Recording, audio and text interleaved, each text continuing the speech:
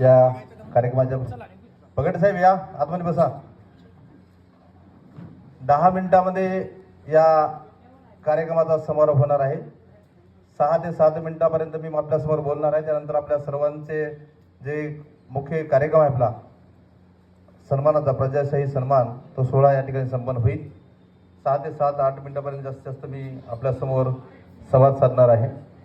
या दैनिक प्रजाशाहीचा आवाजच्या दुसऱ्या वर्धापन दिनाच्या कार्यक्रमाच्या प्रसंगी मंचावर उपस्थित या कार्यक्रमाचे उद्घाटक बाजीरावजी सवंडकर, वंदनीय भंते सचित बोधीजी, रिपब्लिकन सेनेचे प्रदेशाध्यक्ष किरणजी घोंगडे साहेब, ॲडव्होकेट रामजी कांबळे साहेब आणि आंबेडकर चळवळीचे ज्येष्ठ नेते रिपब्लिकन नेते मधुकरजी मांजरमकर साहेब, हिंगोली नगर परिषदचे नगरसेवक रवींद्रजी वाडे साहेब, मंचावर उपस्थित या वृत्तपत्राचे संपादक वैभवजी धबळगे साहेब, दिनाजी खडे साहेब आणि उपस्थित सर्वच पत्रकार, हितचिंतक, जाहिरातदार आणि आमच्या प्रजाशाहीचे सर्व प्रतिनिधी या वर्तमानपत्राच्या दुसऱ्या वर्धापन दिनाचा जो कार्यक्रम आहे हा या कार्यक्रमाच्या प्रसंगी अतिशय आम्हाला आनंद होत आहे. आम्ही या वर्तमानपत्राचा पहिला वर्धापन दिन हा कळमनुरी तालुक्यातल्या पुयना या गावामध्ये गतवर्षी सम्राट अशोक यांच्या जयंतीचा औचित्य साधून केला होता. तो एका खेड्यामध्ये होता. जाणीवपूर्वक कार्यक्रम आम्ही केला खेड्यामध्ये, गावामध्ये. आजचा हा दुसरा वर्धापन दिन आहे. आम्ही जिल्हा स्तरापर्यंत पोहोचलेलो आहोत. हे रोपटा आहे जिल्हापर्यंत आज आलेला आहे. तिसरा वर्धापन दिन जो आहे बाजीराव सवंडकर साहेब बोलले त्याप्रमाणे हा तिसरा वर्धापन दिन या राज्याच्या राजधानीमध्ये निश्चितपणे तो करू अशा प्रकारचं काम आम्ही या वर्षभरामध्ये करणार आहोत. आज डिजिटल माध्यमामध्ये प्रिंट मीडिया हा बॅकफुटला गेलेला आहे. इतकं त्याला काही फारसं महत्त्व राहिलेलं नाही. परंतु तरी देखील आम्ही त्या वर्तमानपत्राला आम्ही चालवण्याला हाती घेतलेला आहे. यावर्षी महामानव बाबासाहेब आंबेडकरांच्या जयंतीच्या प्रसंगी औचित्य साधून शक्य झालं तर 14 एप्रिल किंवा 30 एप्रिल पर्यंत या 14-15 दिवसामध्ये कोणत्याही एका दिवशी आम्ही जो आमचा प्लॅटफॉर्म आहे डिजिटल दैनिक प्रजाशाही आवाजचा प्रजाशाही या नावानं जे न्यूज आमचं माध्यम आहे डिजिटल माध्यम आहे त्याची ओपनिंग करणार आहोत एका स्टुडिओच्या माध्यमातून. आणि किमान या वर्षामध्ये आज आमच्याकडं आमच्या रेकॉर्डला 70 प्रतिनिधी आमचे आहेत. आज नव्यानं काही लोकांची नियुक्ती होणार आहे त्यामध्ये भर पडेल. तो आकडा 110 पर्यंत जाईल. 70 लोक आज आहेत आणि त्या 70 लोकांसाठीच हा कार्यक्रम आपण आयोजित केलेला आहे. या 70 लोकांचा उत्साह वाढला पाहिजे यासाठी आम्ही या माध्यमामध्ये या क्षेत्रामध्ये जे पारंगत आहेत या जिल्ह्यामध्ये नामांकित असलेले ज्यांना पाहून आम्हाला पत्रकारितेचं प समजत नाही, आजही समजत नाही, परंतु आम्ही पेपर चालवायला हाती घेतलेला आहे. ज्यांना पाहून आम्ही या क्षेत्रामध्ये आलो. आमचे असे रमेश कदम साहेब आहेत ज्यांचा आमचा फारसा परिचय नाही, जवळीक नाही, जास्त बोलणं नाही, भेटणं नाही, परंतु आम्ही त्यांना पाहतो. आमचे जे या क्षेत्रात आमच्या सोबत जे आमचे सहकारी आहेत, प्रतिनिधी आहेत, या प्रतिनिधीला आम्ही रमेश कदम साहेबांची बातमी दाखवतो की बातमी कशी लिहायची तर हे पहा, अशा पद्धतीने आम्ही बातमी लिहिली पाहिजे. काय गोष्ट फोकस करायची, कोणत्या गोष्टीला हायलाइट करायचं, त्या बातमीच असते, परंतु तिला कसं प्रेझेंट करायचं, कसं सादर करायचं, या पद्धतीने आम्ही त्यांचं उदाहरण देऊन आमच्या सोबत्यांना सहकार्यांना आम्ही शिकवत असतो. मी बगाडे साहेबांच्या धर्मपरिषदमध्ये बोललो की काही जे आमच्या देशातले या जिल्ह्यातले जे नेते आहेत, या नेत्यांनी या जिल्ह्यामध्ये व्यापक स्वरूपामध्ये आंबेडकर चळवळ चालवली. मांजरमकर साहेबांसारखे, जयाजीराव पायकराव साहेबांसारखे, आमच्या खिलारे साहेबांसारखे नेते या जिल्ह्याभरामध्ये अनेक नेते आहेत. यांनी काम केलं आणि ते काम पाहून त्या कामापासून प्रेरणा घेऊन त्यांच्यानंतर दुसरी पिढी म्हणून आम्ही या जिल्ह्यामध्ये काम करत आहोत. मी तिथे खंत व्यक्त केली की मागच्या पिढीनं आम्हाला तयार केलं. तुमचा प्रत्यक्ष अप्रत्यक्ष यामध्ये फार मोठा वाटा आहे. परंतु आम्ही आमच्या हयातीमध्ये आम्ही नेक्स्ट जी पिढी आहे ती तयार करतील की नाही याची आम्हाला शाश्वती नाही. त्यामुळे ही गोष्ट आम्ही लक्षात घेऊन, चळवळीची जी गोष्ट आहे ही गोष्ट लक्षात घेऊन या मीडियामध्ये देखील आमचं अस्तित्व आम्ही तयार केलं पाहिजे. जर आम्ही मीडियामध्ये आमचं अस्तित्व तयार केलं नाही तर आमचं जे काम आहे ते दाखवणारं कोणी राहणार नाही. त्यामुळं या मीडियामध्ये देखील जसं चळवळीमध्ये मी सांगितलं, खिलारे साहेब असतील, पायकराव साहेब असतील, मांजरेकर साहेब यांचं आमची फारशी जवळक नाही, संबंध नाही, परंतु आम्ही तुम्हाला आदर्श म्हणून पाहत असतो. तशा पद्धतीनं या जिल्ह्यामध्ये वाळवंटे साहेब असतील, रमेश कदम असतील, आमचे विठ्ठलदादा असतील, या सर्वांना पाहून आम्ही आमचा एक संघ, पत्रकारांचा संघ जसा तथागतांचा संघ होता तर एक संघ निर्माण करण्याचा प्रयत्न करत आहोत. या वर्षामध्ये हे जे वर्धापन दिन तिसरा जो वर्धापन दिन येईल तोपर्यंत आमच्याकडं 1000 प्रतिनिधी बनतील अशा प्रकारचं टार्गेट घेऊन आम्ही कामाला लागलेलो आहोत. 1000 प्रतिनिधीचा संघ या एका वर्षामध्ये आम्ही निर्माण करण्याचं एक टार्गेट आमच्या समोर आम्ही ठेवलेलं आहे. आता प्रतिनिधीची आवश्यकता काय आहे? सगळं डिजिटल माध्यम असताना देखील प्रतिनिधी पाहिजेत. मोबाईलवर बातम्या मिळतात, थेट लोकांकडून देखील आम्हाला बातम्या घेता येतात, तरी देखील आमचा आग्रह आहे की आम्हाला आमचा प्रतिनिधी पाहिजे. आमच्या तालुक्याच्या माणसाला एखाद्या खेड्यात जाऊन त्याला एखाद्या बातमीचं कव्हरेज घ्यायची गरज पडू नये. आज एबीपी माझा फार मोठा माध्यम आहे, फार मोठा आमचा माधव दिपके जो या जिल्ह्याचा प्रतिनिधी एबीपी माझाचा तो आमचा सहकारी आहे. या क्षेत्रामध्ये आम्ही कसा आलो तुम्हाला मी थोडक्यात 2 मिनिटात सांगण्याचा प्रयत्न करतो. दैनिक मूलनिवासी नायक नावाचा एक पेपर आहे. आमचे सुभाष मुकाडे साहेब, शिवाजी जामुदे साहेब या जिल्ह्याचे ते जिल्हा प्रतिनिधी होते. शिवाजी जामुदे सर.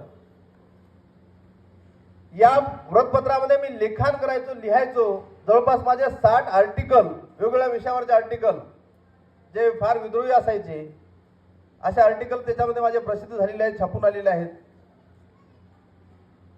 त्या पेपरला मी जवळून पाहिलं. ते पेपर आम्ही चालवला, लोकांपर्यंत घराघरामध्ये नेऊन वाटला. आमचा नागेश प्रभाते नावाचा एक प्रतिनिधी होता, औंढा तालुक्याचा प्रतिनिधी. एका तलाट्याच्या घरी आमचा पेपर होता आणि ते पेपरचं बिल मागण्यासाठी आमचा प्रतिनिधी गेला. जवळपास मला वाटतं 2 का 3 महिन्याचं बिल थकीत होतं. तर त्या तलाट्यानं आमच्या नागेश पर्वते नावाच्या प्रतिनिधीवरती कुत्रं सोडलं. अक्षरशः 4-5 ठिकाणी त्याला ते कुत्रं चावलं. 4-5 ठिकाणी कुत्रं ते चावलं. दवाखाना करावा लागला आम्हाला. आम्ही नंतर त्या तलाट्याच्या घरी जाऊन भांडलो, बिल वसूल केलं, दवाखान्याचे पैसे वसूल केले. मी ही गोष्ट यासाठी सांगत आहे की या क्षेत्रामध्ये लोकांना वाटतंय की आम्ही नवीन आहोत. काही लोकांना असं वाटतंय की आजच हे नवीन काहीतरी घेऊन आले. नवीन काही घेऊन आले नाही. मला पार्श्वभूमी आम्हाला आहे. आम्हाला एक पार्श्वभूमी आहे. लगेच आम्ही असं आलेलो नाहीत. दैनिक प्रजाशाहीचा आवाजच्या अगोदरच प्रवास सांगत आहे की मूलनिवासी नायक नावाचा पेपर या जिल्ह्यामध्ये आम्ही चालवला. त्याच्यानंतर मी स्वतः एका पेपरचं रजिस्ट्रेशन केलं, सत्यशोधक लेखी नावाचं, ते देखील आम्ही चालवलं. त्याच्यानंतर आम्ही पुन्हा एक दैनिक पेपर आमचे विजय भुजबळ जे पुण्याला राहतात त्यांच्यासोबत मिळून, ते आणि आम्ही मिळून आम्ही एक समर्पण टाइम्स नावाचा एक पेपर, दैनिक पेपर चालवला. तो वसमतला प्रिंट व्हायचा. वसमतला पेपर प्रिंट व्हायचा आणि रोज सकाळी उठून मी तो पेपर महाराष्ट्रामध्ये बसच्या माध्यमातून पाठवायचो. तो पेपर चालवला. वाळवंटे साहेब साक्षीदार आहेत. तो जवळपास 2 वर्ष आम्ही पेपर चालवला. त्याच्या पुढे जाऊन आज हा जो पेपर आहे हा आम्ही पहिल्यांदा साप्ताहिक याचं रजिस्ट्रेशन केलं, साप्ताहिक चालवला आणि आता त्याचं दैनिकामध्ये 2 वर्षापासून रूपांतर केलं आणि दैनिका हा पेपर सुरू आहे. या दैनिकाचं या 14 एप्रिल पासून आम्ही सोशल मीडियामध्ये यूट्यूब असन, इंस्टाग्राम असन, फेसबुक असन याच्यामध्ये लाईव्ह यायचं, डिबेट घ्यायच्या, त्याला कसं मॉडर्न करायचं यासाठी त्याची सुरुवात 14 एप्रिल पासून होईल. आणि त्यासाठी हे 1000 प्रतिनिधी महाराष्ट्रामध्ये आम्ही या वर्षभरामध्ये निर्माण करतील. एक काळ होता, तुम्ही पाहिला असन, आपलं एक चॅनल असायचं लाऊड बुधा नावाचं, त्याचा फार मोठा प्रभाव होता. तशा पद्धतीचा प्रभाव या मुवमेंटमध्ये या चॅनलचा येणाऱ्या काळात आपण करणार आहोत. या पेपर देखील आम्ही प्रभाव प्रकारचा करणार आहोत. आणि त्यासाठी ज्या सर्व हालचाली आहेत, आमची जी गोष्ट आहे, आमची जी बातमी आहे, मी तुम्हाला अजून एक नमुना सांगतो, पेपर किती महत्त्वाचा असतो, मीडिया किती महत्त्वाचं असते. आम्ही एक आंदोलन केलं, या बेरुळा ते हिंगोली 3 दिवसाचा लॉंग मार्च पायी चालून एक आंदोलन केलं. त्या आंदोलनामध्ये भगवान जाधव नावाचे आमचे एक प्रतिनिधी आहेत, एक मीडियामध्ये पत्रकार आहेत.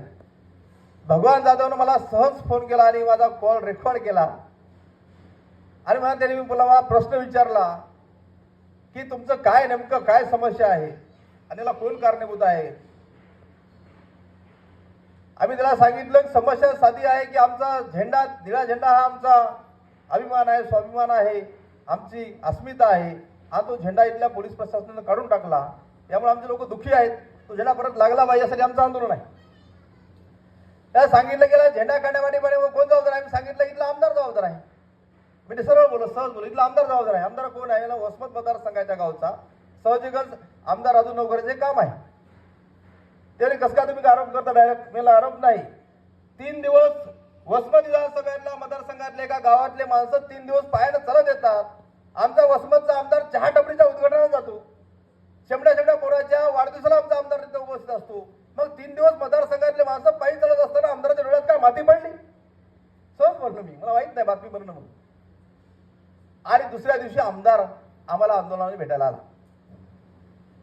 आणि 100 लोकांमध्ये आमदारांनी सांगितलं, आमदार नवघरेंनी सांगितलं की हनुमंत साहेब, या प्रकरणात माझा कवडीचा देखील संबंध नाही. जर माझा संबंध असेल तर मी 12 बापाचा होईल. मग जर माझा संबंध असेल बेरोळा प्रकरणामध्ये जर मी काही केलं असेल गडबडी तर मी 12 बापाचा होईल म्हणली. 100 लोकांमध्ये आमदाराला येऊन जबाब द्यावा लागला. त्याला कारणीभूत आहे मीडिया. लक्षात घ्या, नेता म्हणून तिथं जबाबदार मी नाही. मी फार मोठं काम केलं त्यामुळे तिथं आमदाराला यावं लागलं असं नाही. मीडियातल्या बातमीची दखल घेऊन आमदाराला तिथे यावं लागलं. हे पॉवर या मीडियामध्ये आहे आणि तो जाणून आम्ही आहोत. त्यामुळं हे माध्यम आपण हाती घेतलेलं आहे. या काही गोष्टी सांगण्यासारख्या, काही गोष्टी सांगण्यासारख्या नाहीत. महाराष्ट्राच्या मुख्यमंत्र्याला आपण या मीडियाच्या माध्यमातून, प्रजाशाहीच्या आवाजाच्या माध्यमातून आमच्या अनेक प्रकरणाची आम्ही दखल घ्यायला भाग पाडलेला आहे. त्या गोष्टी आता उजागर मी करणार नाही.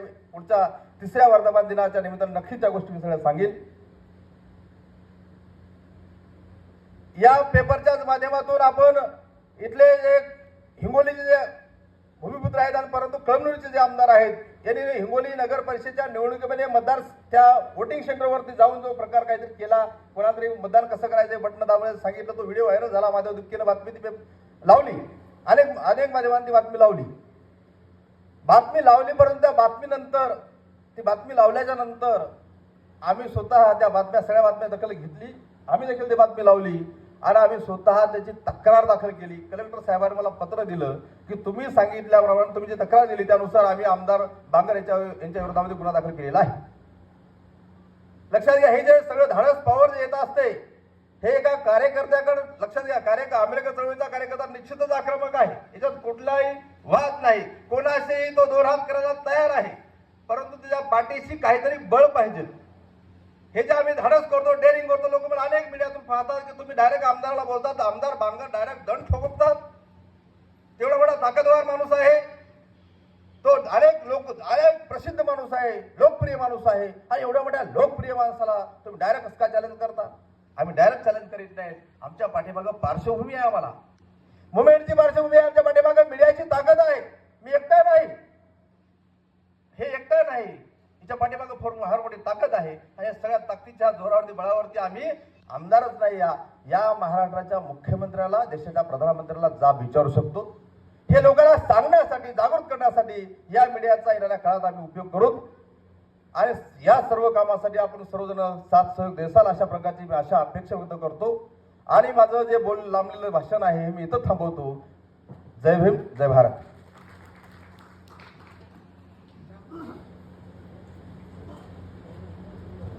धन्यवाद सर. अतिशय क्रांतिकारी असं